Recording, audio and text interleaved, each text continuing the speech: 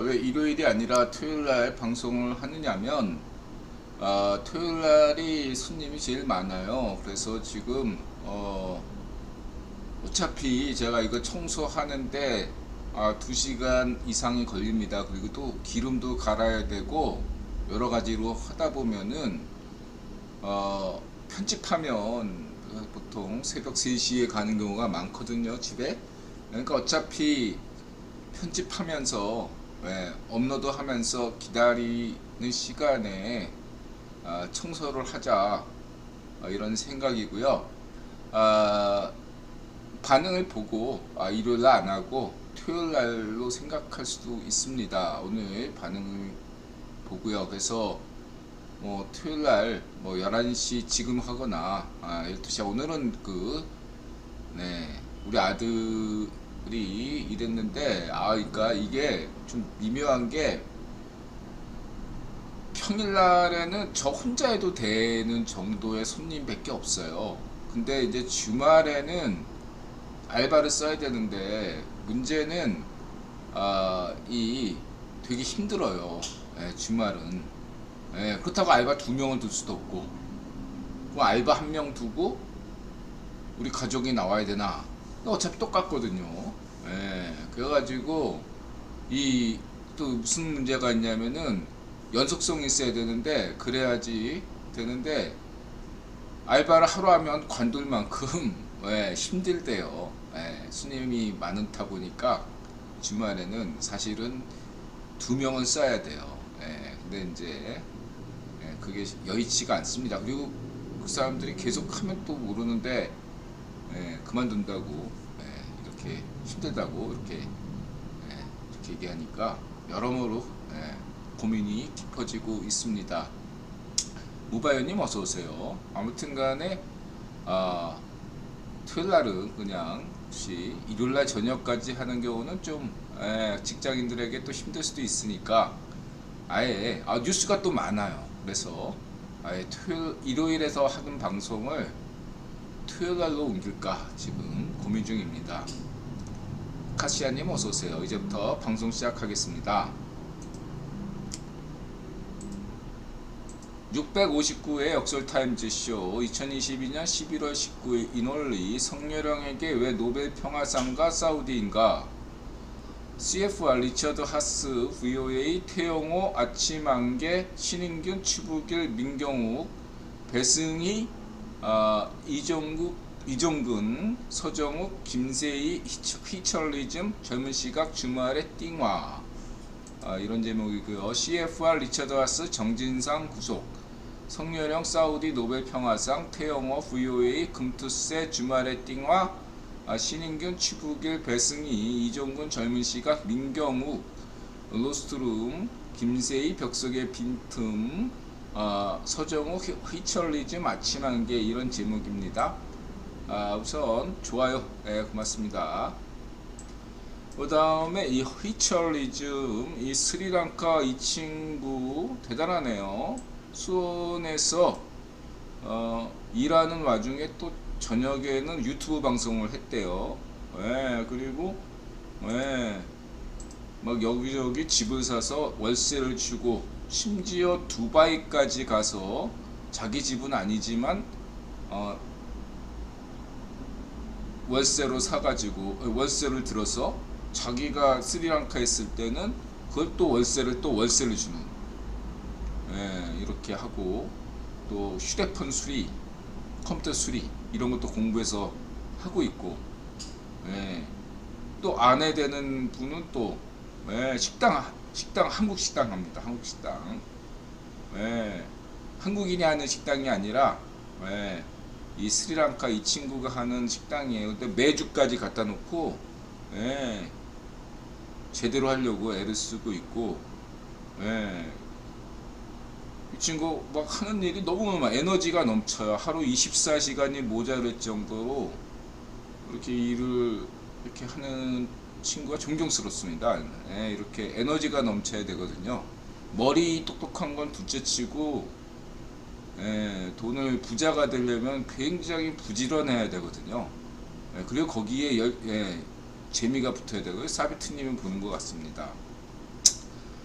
우리 아버님도 생각나고요. 우리 부모님이 좀 성향하고 비슷해요. 그래서 농담 삼아 나타샤한테 이 동영상 보여주면서 야, 저 스리랑카 따님, 예,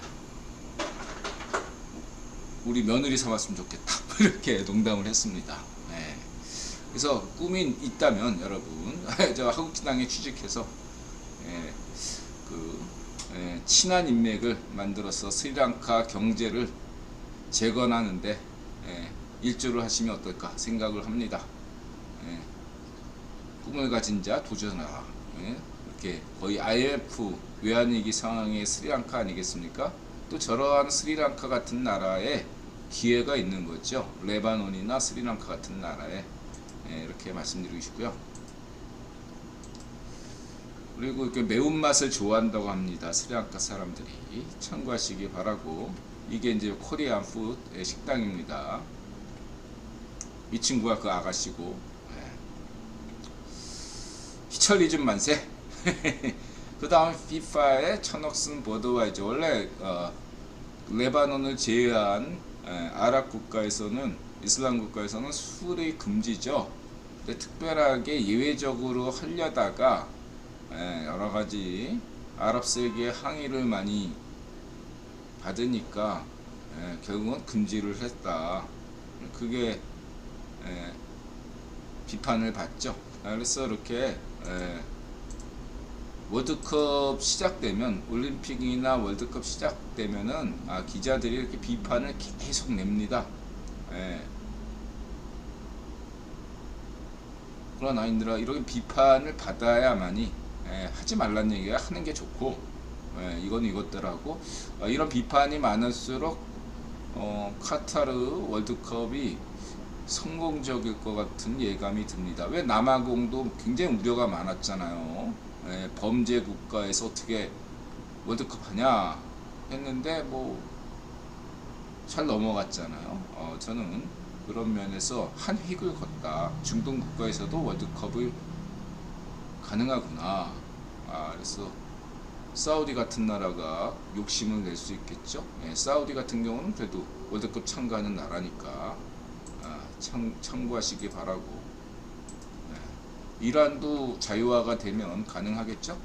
그 다음에 골드만삭스 한국 증시 투자 의견 비중 확대로, 그래서 한국만 이런 것이 아니라 중국과 함께 이렇게 된다. 그래서 뭐 JP 모간도 그렇고 모건 스탠리는 약간 이제 비판적이긴 하지만 공통적인 점을 간단하게 소개하면, 왜 아무 근거 없이 하는 건 아니죠. 세계 3대 투자은행, 국유본 투자은행이니까. 그래서 정리하면, 종합해서 인들아 간단히 얘기하면, 한국만 일단 얘기하면, 한국은 첫 번째가 중국 봉쇄 정치로 봉쇄가 됐잖아요. 그것이 내년에는 완화가 될 수밖에 없다. 그래서 그러한 면에서 중국 봉쇄 정책이 해제가 되면 상당한 수혜를 받을 것이다. 이것이 첫 번째고요. 두 번째로는 한국의 인플레가 다른 나라에 비교해서, 우리나라의 체감 온도는 굉장히 높지만 다른 영국이나 미국의 물가보다는 저렴하다 이거죠. 상대적으로 도로를 놨어요. 그게 이제 전기값. 유럽 배낭여행 해보신 분들은 다 알겠지만 유럽은 물값하고 전기값이 굉장하거든요. 한국은 그런 면에서 의료비, 전기값, 교통비 이런 거 굉장히 저렴해서 깜짝 놀랍니다, 외국인들이. 여러분은 그건 아세요? 한번 이런 걸 잘 체감 못하면요, 유럽 배낭여행 한번 갔다 오시거나 일본 갔다 오시면 느껴요. 한국의 물가가 도쿄보다 그러니까 일본보다 물가가 높지만 요런 면에서 물가가 싸다, 저렴하다, 이런 면들을 보실 수 있고. 그래서 한국은행이 이번에 이제 금리 올리고 내년에는 안 올릴 걸로 보인다, 상대적으로. 그래서 이제 금리가 이제 먼저 중단됐죠, 한국에서. 물론 미국은 내년 초까지, 내년 2월까지 올릴 겁니다. JP모건 전망으로는 올해 12월에 50p 올리고 내년 2월에 25p 올리는 걸로 보고 있습니다. 설사 JP모건의 전망보다 조금 더 높게 내년에도 50p 정도 올리더라도 전 대략 시장이 이미 이 어떤 이런 전망을 받아들이고 있다, 반영했다, 저는 그렇게 보고 있습니다. 그렇게 보고 내년에는 물가가 확실히 잡힌다, 이렇게 보시면 되고요. 대신에 경기 침체가 오죠, 당연히. 근데 이 경기 침체가 오는 것과 맞물려서 그 기저효과라는 게 있죠. 사이즈 페럼으로 인해서 여러 가지 많은 문제들이 있었는데, 발생했는데, 그것이 풀리면서 그런 긍정적인 요인을 다가온다. 이제 마지막으로 지적할 수 있는 것은 인드라가 이렇게겠죠. 겨울까지, 이번 내년 3월까지는 러시아의 우크라이나 침략 전쟁이 계속될 걸로 보인다. 그러나 내년 4월 정도 가면은, 3월 말 정도 가면은 휴전이 되지 않겠나, 저는 그렇게 봅니다. 그래서 러시아 우크라이나 전쟁이 어떻게 끝나건 간에 그 날짜가 3월이든 2월이든 1월이든 1월까지 겨울까지, 겨울 전쟁이라서 겨울까지 갑니다. 일단 저희가 볼 때는 어쨌든 그것이 설사 우크라이나 전쟁이 6월까지 가더라도 이로 인해서 발생했던 공급망 문제가 많이 해소돼서 근원 인플레이션이라고 하죠. 에너지 가격하고 이런 곡물류 이런 것들을 제외한 모든 부분에서 상당히 안정세를 보일 수밖에 없다. 그런 면들을 고려한다면 근원 인플레이션도 내려가고 에너지 값은 당연히 내려갑니다. 왜냐하면 러시아가 망해야 되니까. 러시아 경제가 폭망하죠. 아프가니스탄 들이차기 전에는 막 유가가 폭등했다가 78년인가에도 소련군이 아프가니스탄 침공한 다음에는 유가가 안정세를 취했죠. 그렇게 말씀드릴 수 있겠습니다.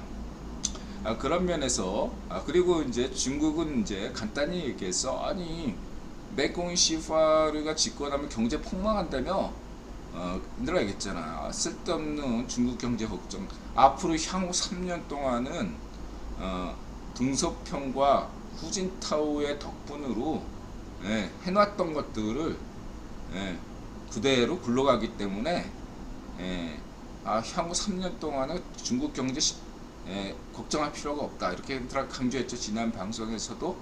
첫 번째가 그렇고요. 두 번째는 봉쇄 정책이 풀어지면서 중국의 내수가 살아나기 때문에 그런 면이 두 번째.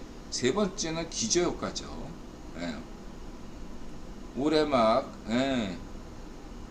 굉장히 여러 가지 악재들이 겹쳐가지고 안 좋았단 말이에요. 그게 내년에는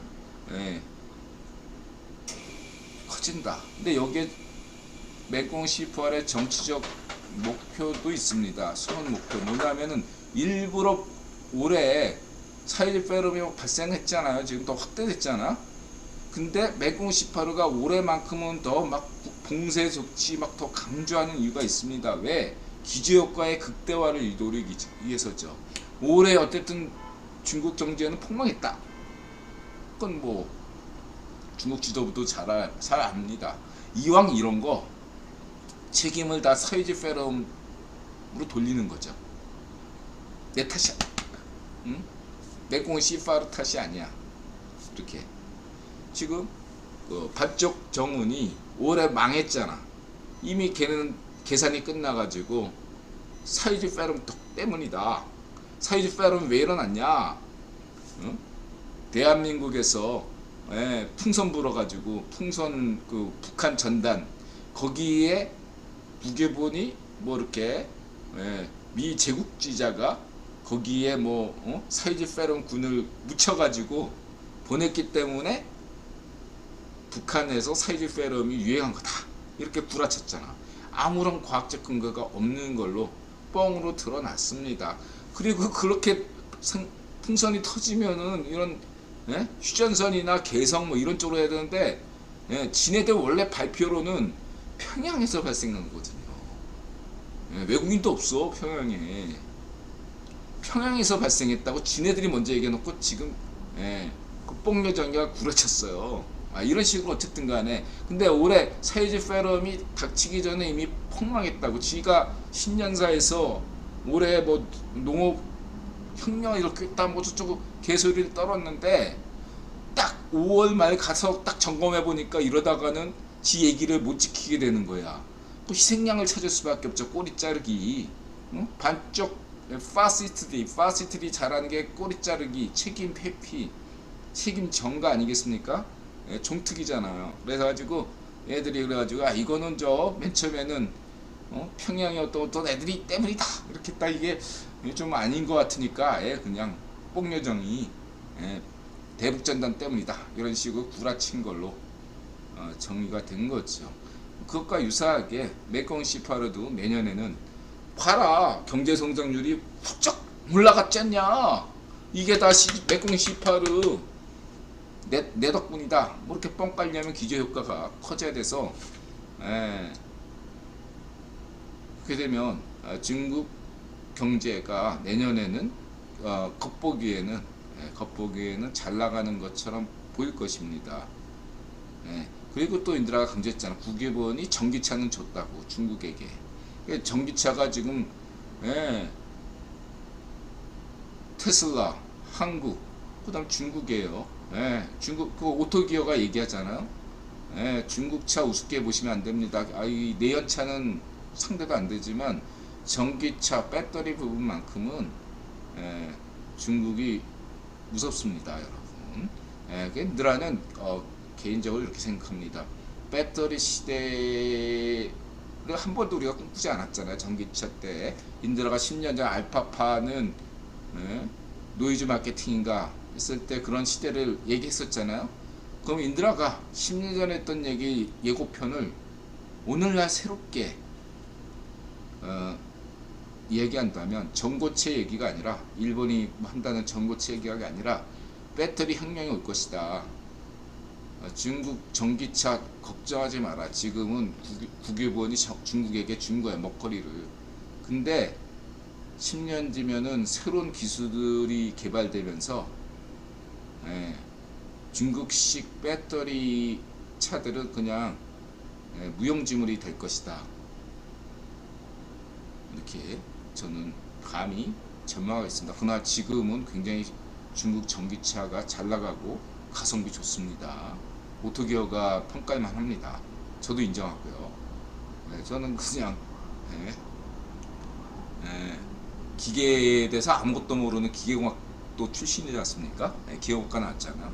그냥 제 직감으로는 중국 전기차의 전성기는 한 10년은 갈 거라고 저는 보고 있습니다. 그러면 국유분이 그냥 이걸 가만 놔두지 않아요. 2030년대 뭐 그래서 수소차 뭐 저쪽으로 나오는데 제가 볼 때는 새로운 어떤 패러다임이 등장한다. 저는 그렇게 확신하고 있습니다.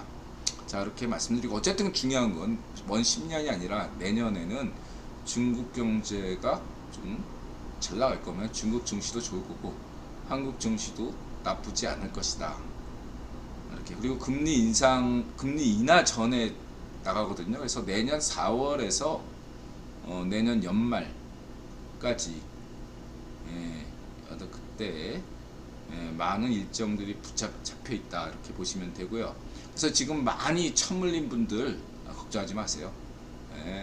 이왕 여태까지 물린 거 내년 4월까지 참으시면 많이 오르지는 않아요. 국유본이 많이 오르는 걸 허용하지 않습니다. 그러면 또 물가 부담이 생기고 그리고 이렇게 증시 자금으로 붙잡혀 있어야만이 시중에 돈이 안 돌잖아요. 양적 완화에서 양적 긴축으로 갔지만 국유본이 금리 인상과 별개로 양적 긴축에 대해서 굉장히 조심스럽게 접근하고 있다. 이런 것들을 내가 강조드리고 싶습니다. 내가 강조하는 건 뭐죠? 금리 인상, 금리 인하보다 더 중요한 건 양적 완화냐, 양적 긴축이냐. 이런 것들을 보시면 되고요. 끝으로 내년 한국은행 지금 집 사가지고 굉장히 걱정하시는 분들에게 JP모건 얘기를 끝으로 한마디 하겠습니다. 내년 연말까지 어떻게든 참으세요. 인내하세요. 간단하게 해서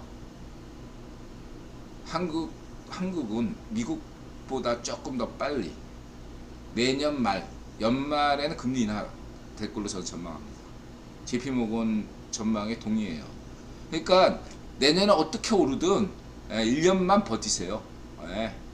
1년만 버티시면은 금리 내년엔 더 오르지도 않고 요 현재 금리 수준을 고통스럽게 인내하시다 보면 됩니다. 요 얘기만 전달하겠습니다. 그리스빌님 어서오세요. 자, 그렇게 보시고 그 다음에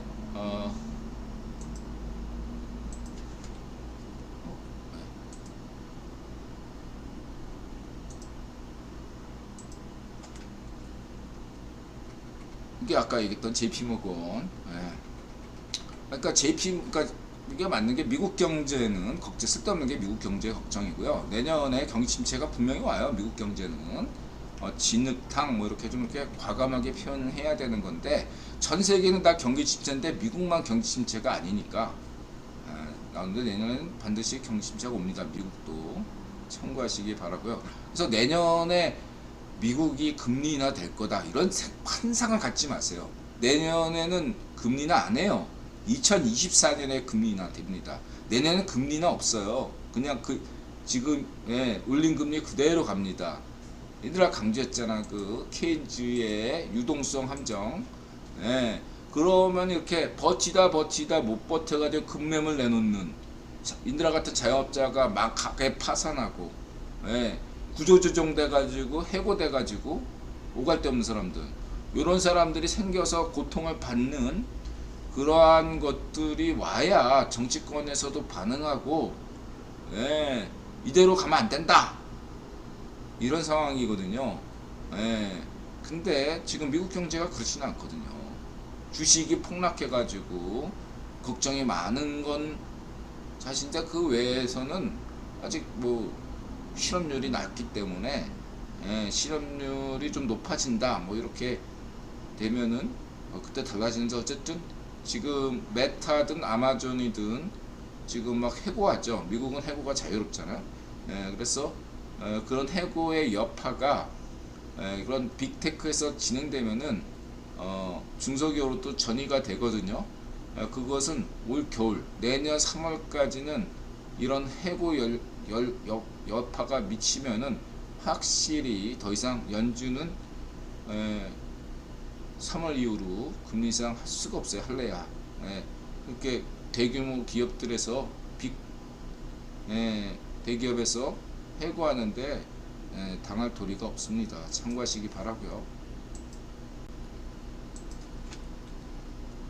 모스델리 최종금리 3.25% 예상 참고하시고요. 그 다음에 이제 인드라가 기아차를 인드라가 이렇게 디스하는 건 아니고 그냥 저 격자무늬 이미지 앞에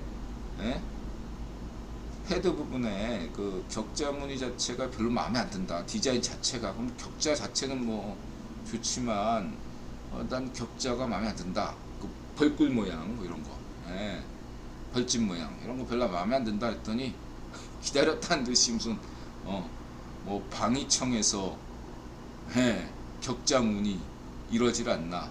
그리고 또 스리랑카 그 친구 재벌이 부자가 몰고 있는 차도 기아차예요. 완전 친한이에요. 다른 부자 친구들은 BMW 몰고 있는데 이 친구는 기아 몰고 있어요. 5천만 원짜리 중고로밖에 못 산대요. 기아 중고차를 5천만 원 주고 사요. 우리 이북분에 해외에 그 중고차 수출하시는 분 있잖아요. 한국의 중고차가요, 중동이나 이런 나라 가면요 신차만큼 값이 나와요. 여러분들 그거 아셔야 돼. 여러분들이 그 한 3년 몰다가 팔잖아 차를.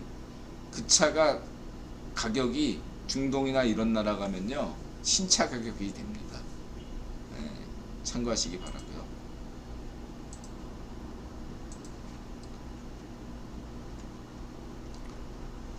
이게 아까 했던 오토기어 중국차 참고하시고요. 약간 그렇고요. 그래서 연말 혹은 내년 3월까지 시드머니 모아갈 때 뭐 그렇게 얘기를 했더니 가상화폐 시세 반등 어려워져. JP모건 스테이블 코인 시장 규모가 많이 축소됐다. 이제 중경2가 뭐 이랬다 뭐 막 지금 사라 그러더니 다음날 곧바로 바뀌어가지고 몽땅 팔아! 뭐 당장 팔란 얘기 아니고 10월 달에 팔라. 이 얘기가 뭐야? 지금 팔란 얘기지. 얘도 장사꾼이네. 예. 인드라가 이래면 다음부터는 중경2 인용 안 합니다. 예. 인드라 시켰어. 인드라는 구독 취소할 때 인드라한테 3번 찍히면은 구독 취소해요. 아직은 구독 취소는 안 했습니다. 그러나 앞으로 중경2 인용을 굉장히 신중하게 할 예정입니다. 이렇게 말 바꾸는 걸 별로 인드라가 인정 안 해요. 어쨌든 중요한 것은 지금 스테이블 코인 루나 사태도 그 다음에 FTX 맞나? FXT인가? 어쨌든 그 사태로 인해서 스테이블 코인이 위험해졌다. 그러니까 시장 규모 자체가 축소됐다. 암호화폐가 폭등하기 이전으로 들어갔다. 바닥이란 신호죠. 제가 볼 때는.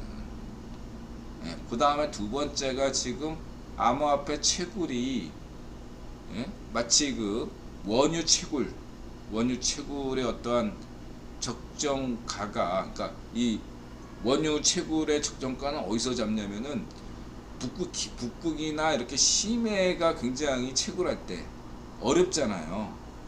비용이 많이 들잖아요. 간단하게 그냥 사우디에서처럼 그냥 파면 원유 나오는 그러한 것은 단가가 비용이 굉장히 저렴하겠죠. 반면에 뭐 심해에서 북해 유전처럼 폴리는 것은 굉장히 비용이 많이 듭니다. 그 가장 혹독한 조건에서 석유 채굴을 할 때, 원유 채굴을 할 때 드는 비용의 어쨌든 한 $80 선, 이 정도 된다면 인드라가 $90까지도 용인된다 이렇게 한 바 있잖아요. 근데 또 거의 비슷하게 비트코인 채굴 가격이 전기값 이런 거 다 해서 비용을 다 감안하면 $15,000라고 합니다. 지금 비트코인 시세가 $16,000가 위협받고 있잖아요. 사실상 바닥이에요 지금. 비트코인도 바닥이 두 번째 아까 얘기했던 스테이블 코인 두 가지 사태로 터져가지고 지금이 어떻든 데이터상으로 바닥이고, 그 다음에 두 번째 이 비트코인 채굴의 기준으로 본다면 비트코인이 다른 알트코인의 대장격이기도 하지만은 다른 코인들을 이렇게 보조하는, 곧바로 달러로 바꾸는 게 아니라 얘네들이 하는 방식이 루나 때도 그렇지만 비트코인을 보관하면서 달러를 보관하듯이 비트코인이 그런 역할을 하거든요. 그런 면에서 비트코인 채굴 이 문제가 있다 이거죠. $15,000. 근데 지금 $16,000 위협받고 있다. 이거 바닥은 바닥이다. 그리고 이제 마지막으로 세 번째가 인드라가 말씀드리고 싶은 것은 올 초와 이 지금의 가격을 생각하면 $60,000 가던 비트코인이 지금 뭐 $16,000 거의 어떻게 됩니까? 거의 75% 추락했죠. 그래서 이런 어떤 가격, 어떤 차트를 보게 되면 세 가지 관점에서 인드라는 현재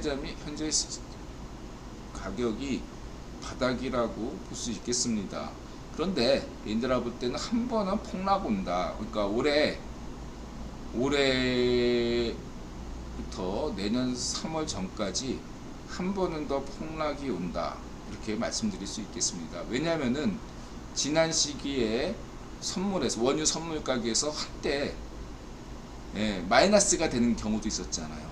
어떻게 원유 가격이 선물 가격에서, 그러니까 실제 가격이 아니라 선물 옵션 가격이 마이너스가 됐던 적이 있어요. 그러한 면들을 고려했을 때 한 번은 폭락이 올 수가 있다라고 보는데, 그게 언제 될지는 저는 모릅니다. 그러나 이런 얘기는 드리고 싶어요.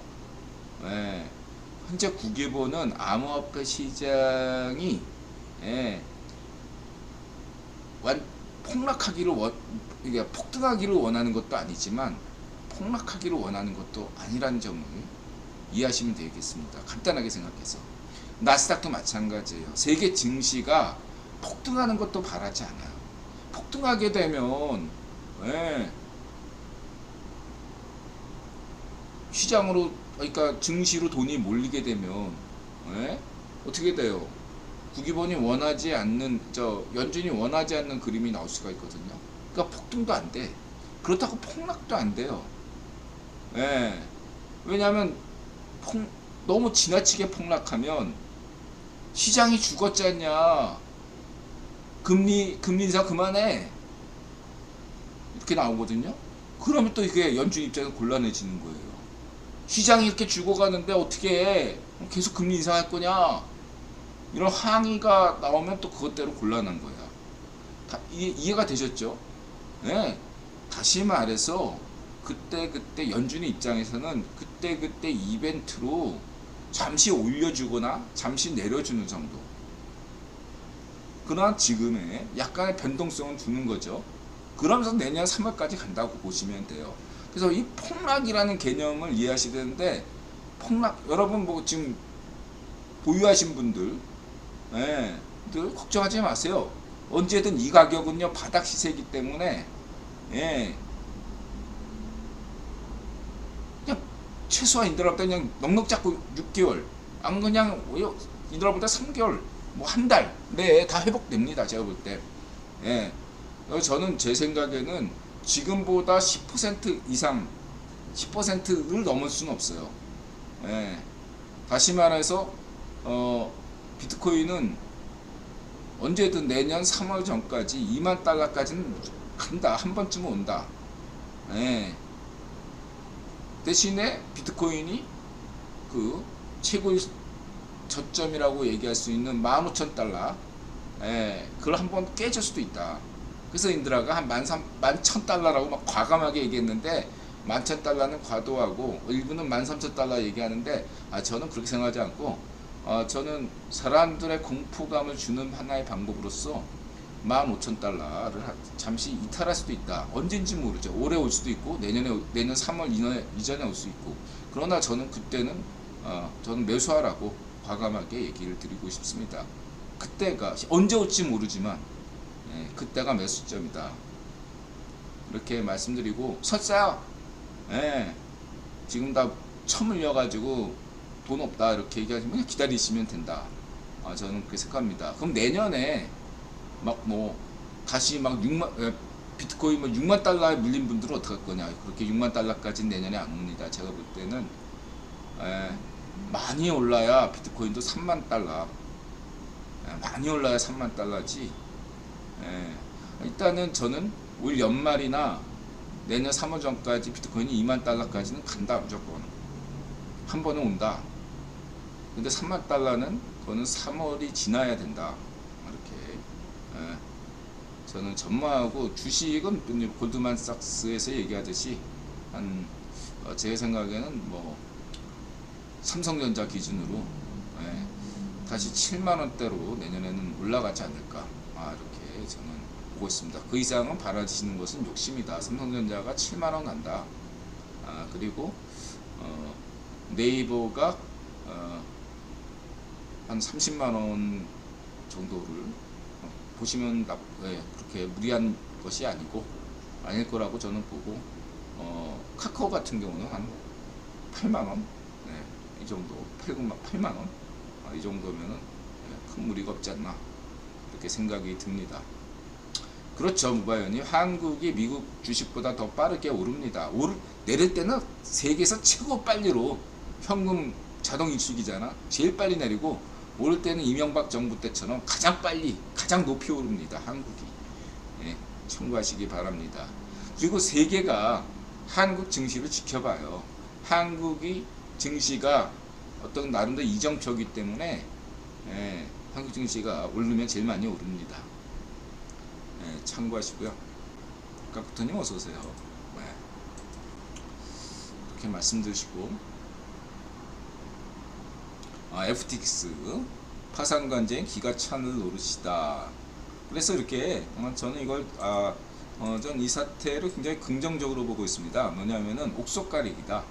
이렇게 암호화폐 시장 자체를 부정적으로 볼 건 없다. 저는 제가 볼 때 이렇게 루나나 FTX 이런 것처럼 옥석가리기가 이런 유동성 함정 이런 시기에는 갈려집니다. 그래서 이런 어떤 나쁜 기업들은 도태가 되고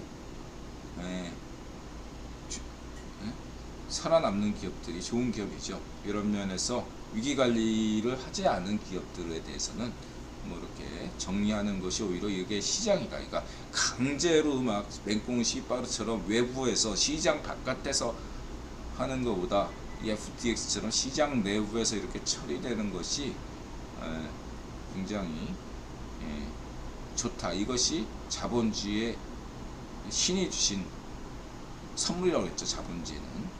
자본주의는 인류가 신에게 인류가 선물 받은 아주 훌륭한 제도라는 걸 잊지 마시기 바랍니다.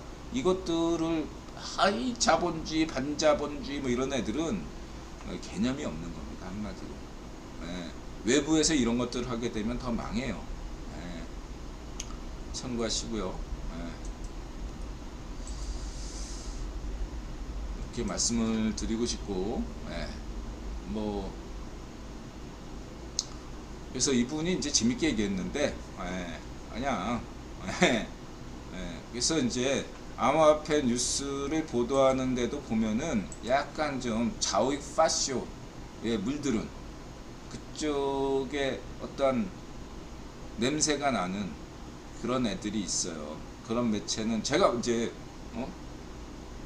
저는 이제 아까도 이제 테네님이 그런 댓글을 주셨는데 저 미워하는 줄 알았어요.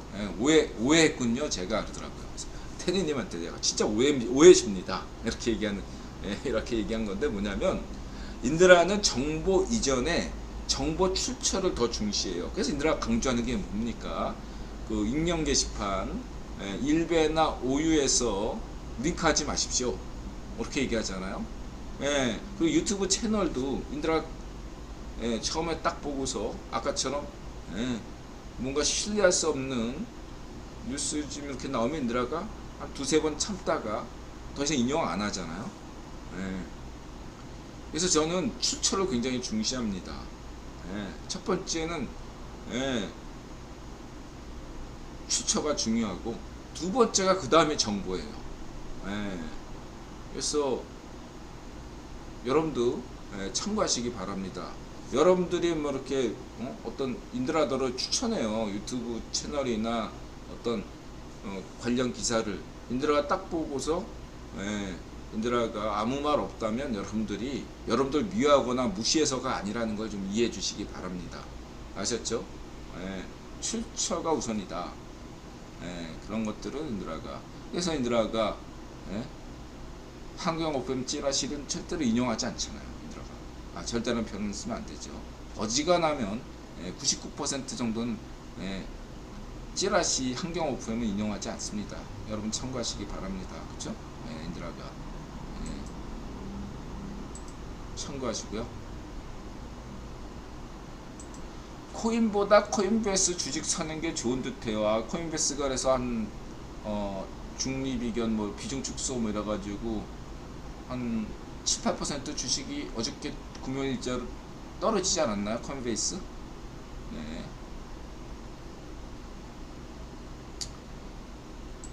저는 코인베이스도 그렇게 신뢰하진 않아요.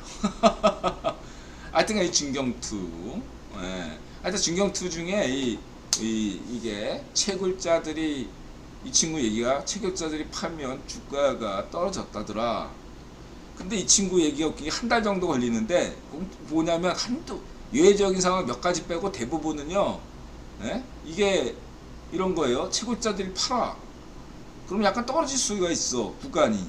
근데 그 다음에 오르잖아. 여기도 보면 구간이, 예? 올랐잖아요.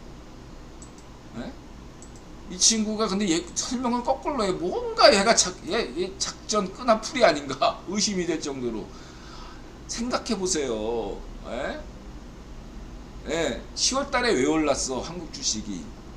얘들아 한번 소개한 바 있잖아. 10월 중순경에, 예, 대대적으로 한국의 개미들이 신용 투자 처물려 있었는데 그게 상당 부분이 깔끔하게 정리가 됐어요. 정리매매 당해가지고. 그래가지고 오른 거야. 그리고 또 뭡니까? 예, 개미들이 주식이든 암호화폐 시장에서, 예? 농에 많이 걸었단 말이야. 그러면 숏으로 탁 떨고, 예? 큰 손들이. 예. 이번에 또 지금 그 암호화폐 시장을 보면요, 예, 11월 달하고 12월 달을 또 얘들이 농에 걸었다가 쓴맛을 쓴맛을 당했잖아요. 예. 그러니까 이번에는 또 그래서 다들 지금 숏에 몰려 있어요. 지금 선물 옵션이. 그러면은 암호화폐 올 연말에, 예, 그냥 폭락으로 끝날까요? 알 수 없죠. 예. 예. 저는 그렇게 봅니다. 예. 어쨌든 항상 역선택이, 인간 지표들이 있다 이런 것들을 보면 어쨌든 저는 그런 것들은 워낙 그 선물 옵션은 인들아가 구라경작이고 인들아가 신성한 도박판에, 예, 그런 데이터는 별로 중시하지 않습니다. 제가 중시하는 건 간단하게 채굴업자들이 이렇게 지금, 예, 뭐 이렇게 나간다, 지금 거의 파산 직전이다 이런 막 악재가 다 쏟아지고 있어요. 예. 제가 볼 때 내가 인드라가 돈 많으면, 예, 딱 지금부터 인드라에서 예, 조금씩 모아간다. 현금 확보해가지고 저는 간단하게 다음 이번 주도 괜찮아요. 예, 이번 주부터 연말까지 저는 볼 때, 예, 떨어질 때마다 사두시면 나쁘지 않다. 저는 그렇게 아직까지, 예, 지켜가겠습니다. 그래서 뭐 채굴업자도, 예, 한 달 걸릴 거 아니야. 팔면, 예, 그리고 한 6개월 보자. 이렇게 저는 생각하고 있습니다. 근데 큰 걸 기대하지 말라. 비트코인 지금 16,000 그러니까, 예, 3만, 길게 보면 3만, 예, 짧게 보면 2만, 딱 이 정도 목표만 잡으시면 되겠다. 이렇게 말씀을 드리고 싶고,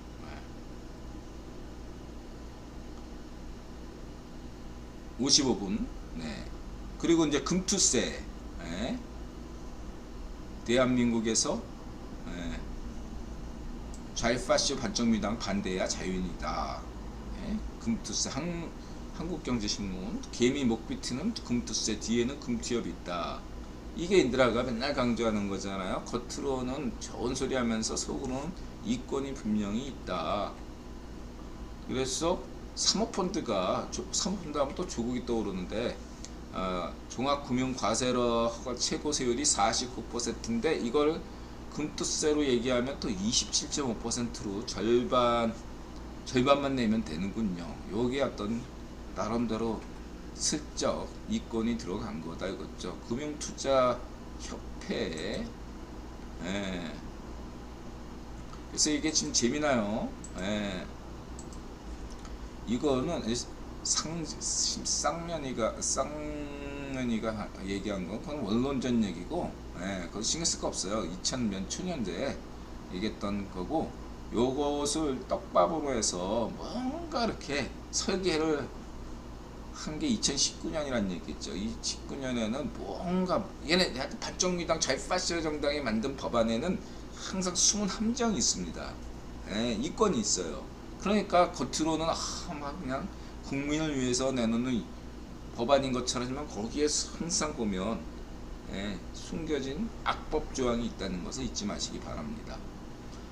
이거에 대해서 뭐 지금 뭐 맨 처음에는 금토세에 막 하다가 쥐명이가 요즘 유예한다 뭐 이렇게 하는 건 뭐 쥐명이가 그런 건 잘하고 있다 이렇게 보시면 돼요.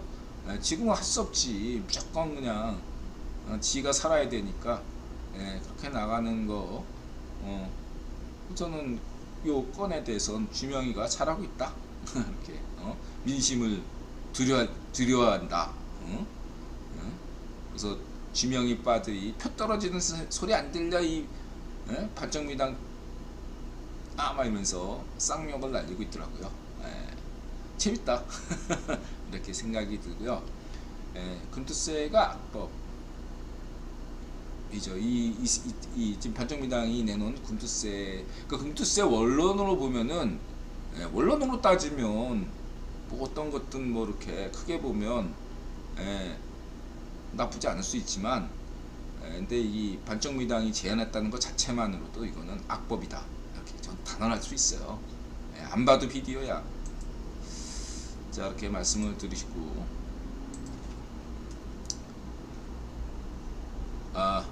자 요거를 30분 안에 끝날 줄 알았더니 안 끝나서 저 화장실 한번 갔다 오고 방송하겠습니다.